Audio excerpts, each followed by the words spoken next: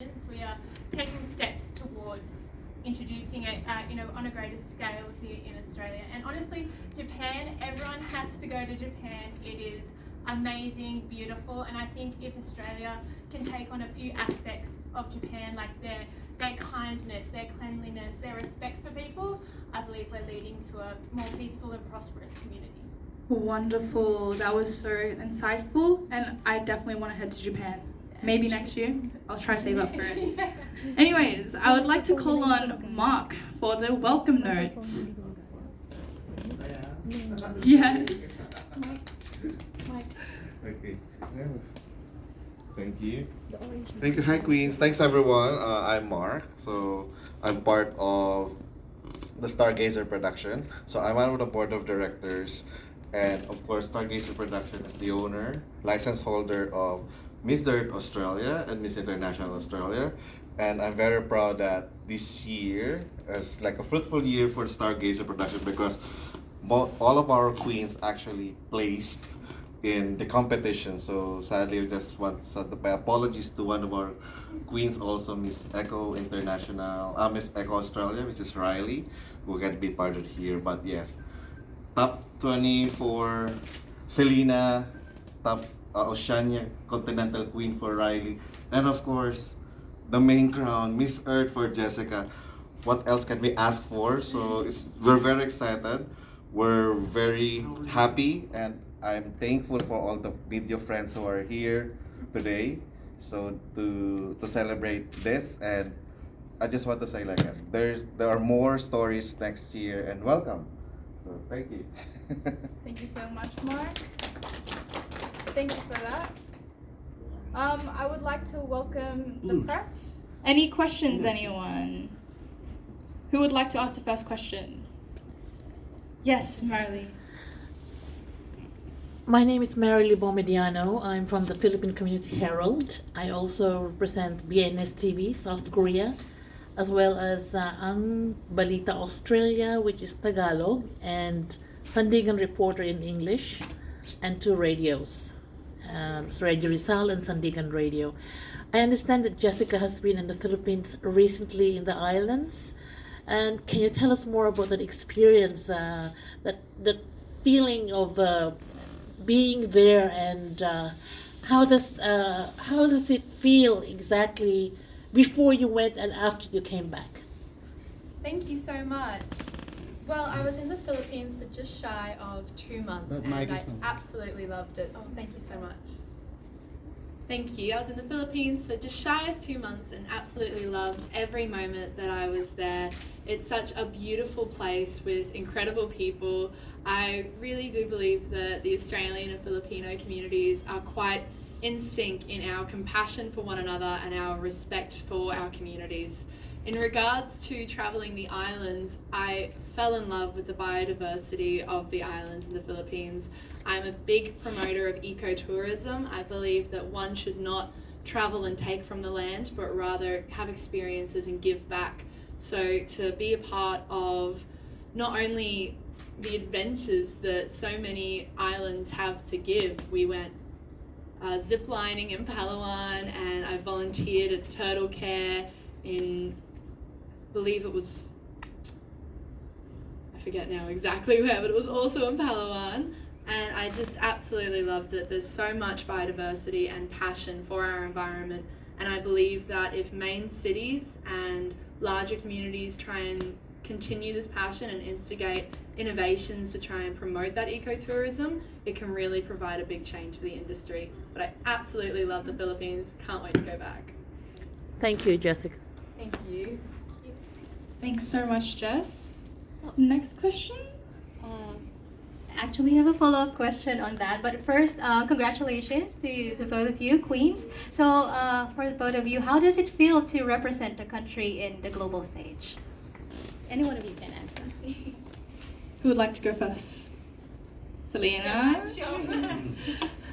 Honestly, it's a dream come true to represent Australia. I've always been that little girl watching pageants and really dreaming of putting myself up there. But when I was young, I really didn't see myself as able to be up there. I didn't see my value. However, I've actually, through putting myself out there, getting outside my comfort zone, I now see the value of pageants. And I believe that every girl should believe in themselves, and that's halfway to winning. So I think at the end of the day, although I did not win the pageant, I really won in self-development and learning to love myself. So I think everyone should put themselves out there and just try, because you never know until you put yourself out there. Absolutely. Well said. Representing Australia is a dream come true for me. I could not be more proud to call myself an Australian. This country has my heart, and it's such an honour, truly, to not only be Miss Earth Australia, which I thought was definitely the furthest I'd go in pageantry, and then to come home as Miss Earth, being the first Australian to win a major pageant since 2004 when Jennifer Hawkins won Miss Universe. And she did so much for herself and her personal brand through that success. All I can do is continue that legacy and hope that Australia, as you said, we're not really a pageant country, but pageantry is an industry that promotes young women and their goals, and is in itself the only platform there is for a young woman who hasn't built her own career, who hasn't got that foundation to make a name for herself.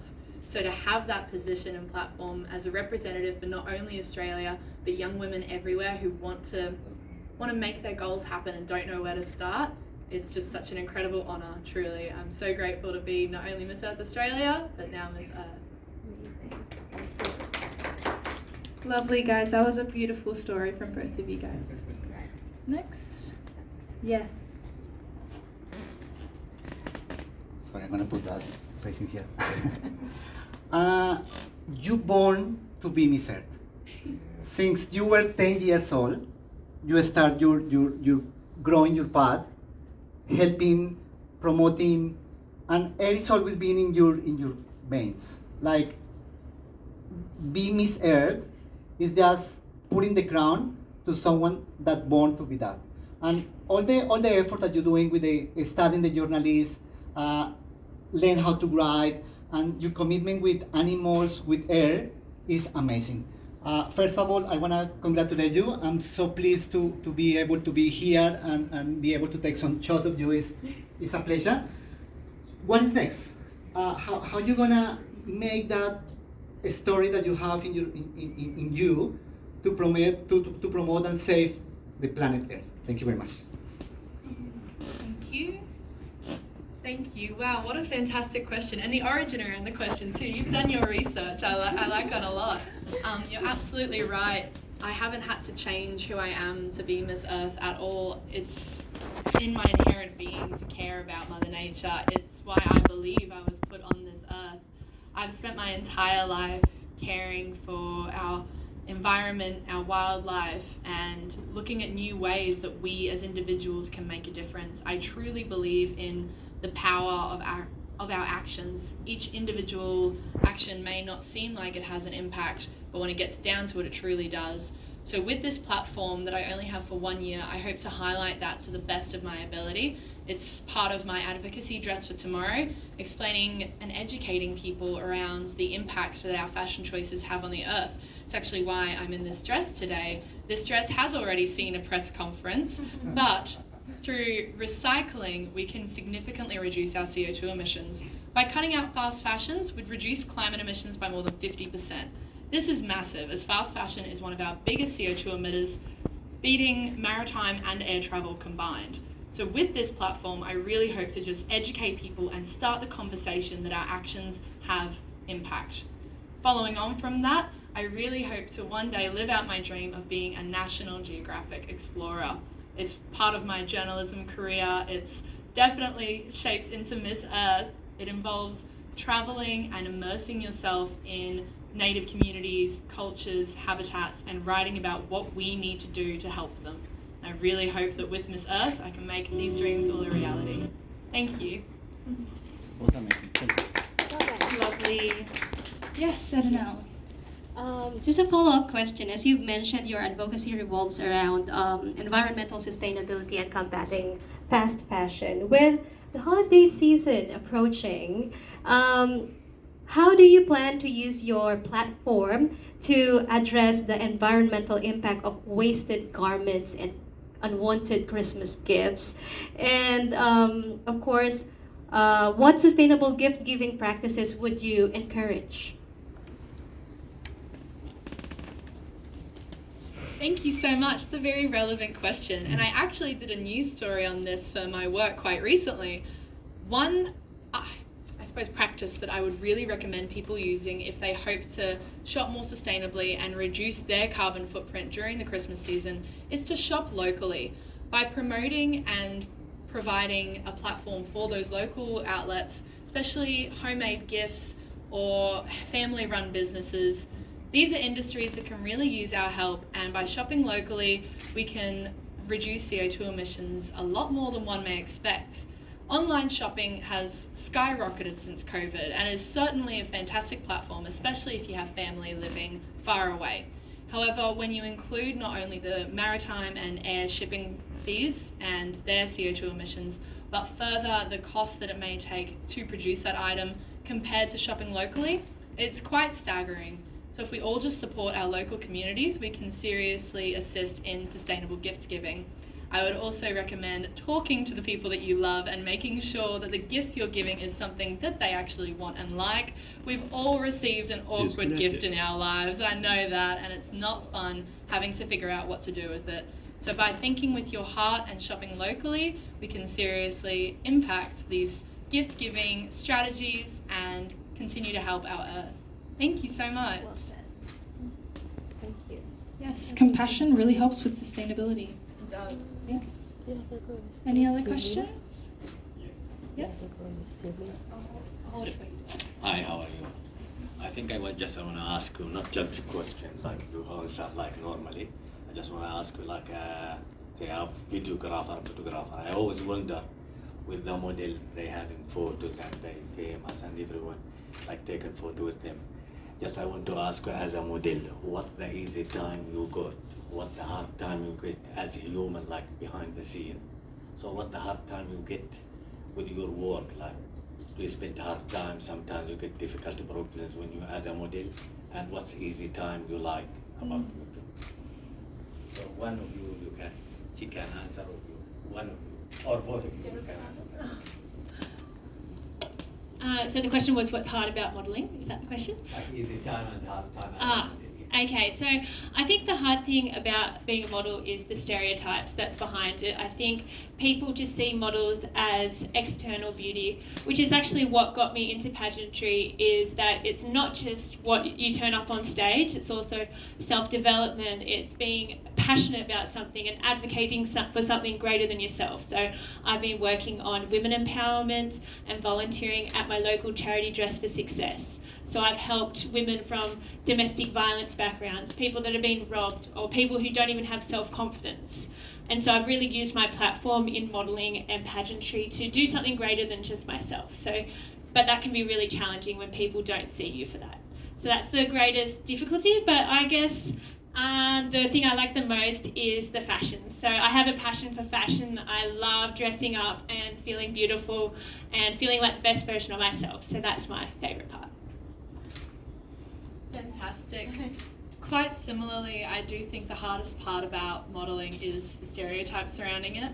When I was 18, I had my first ever taste of modelling, and a close friend of mine had a sustainable fashion store. She upcycled used garments and just needed a friend to do some modelling.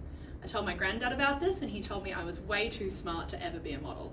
That's part of why I stepped into pageantry. These girls have so much more than just good looks. They have such passion and wisdom and goals. Their strength is truly inspiring. And I really hope to continue sharing that with people, that yes, the way you look is the first thing people see about you. So you should take pride in it and love yourself. But it should be so much deeper than that. Your skin is simply the shell that holds your soul and your mind, and to really develop that is where your true beauty can shine. And the best part is the friends that you make along the way and the adventures. I've had photo shoots in locations in the past 2 months I never thought I'd be privileged enough to ever see. Going to the Philippines was such an honor, and I know that there's going to be many more incredible journeys are just around the corner. So I'd have to say that's the best part. Thank you so much.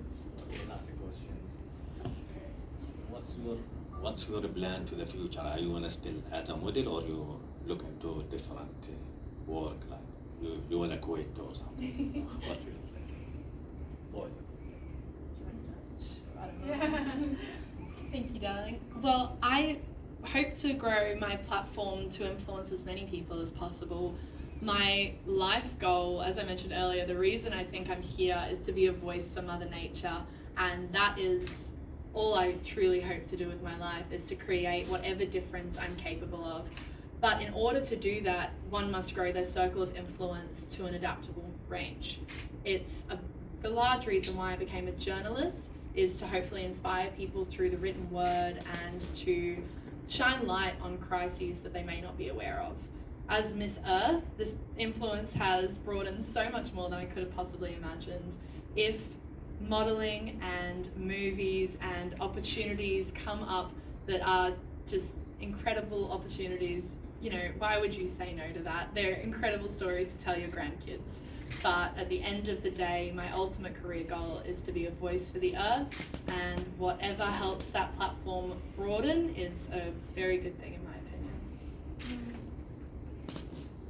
Yes, I'm very similar. So I think with the Miss International pageant comes many opportunities, and it has certainly increased my span in the modelling world, So I would like to continue modelling and trying new things. As you said, acting is something I'm also interested in, so I think you never know until you try something. So I'd like to expand from pageantry as well, and often continue in the future potentially.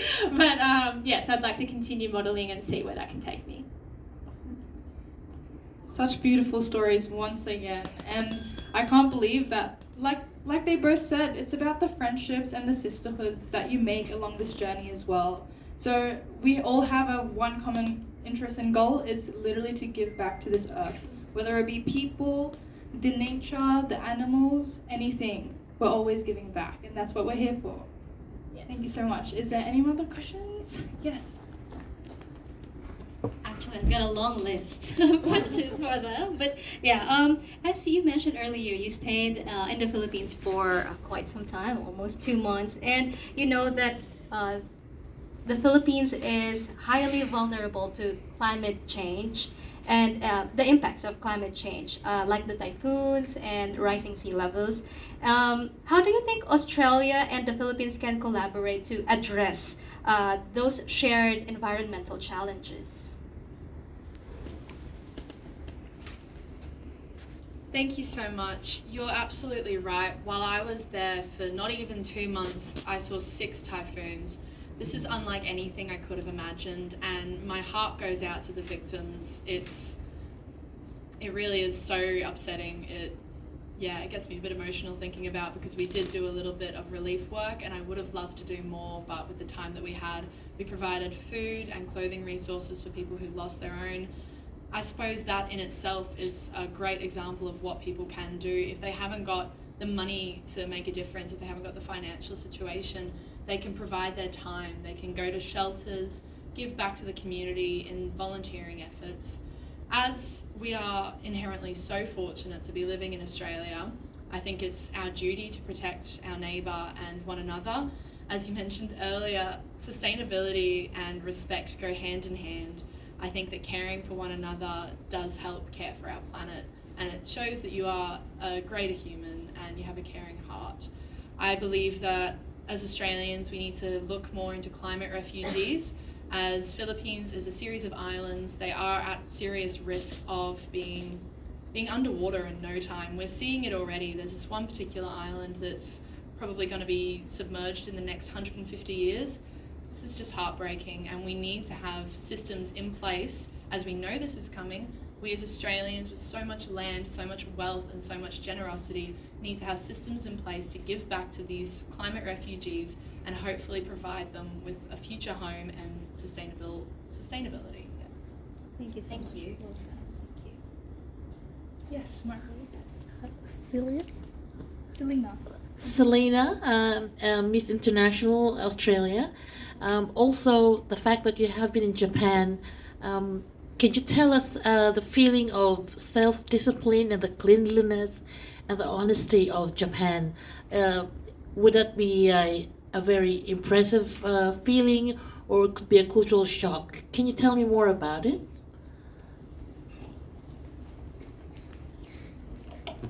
Japan had actually been on my bucket list of places I've wanted to go to for a long time, and honestly, it did not let me down at all.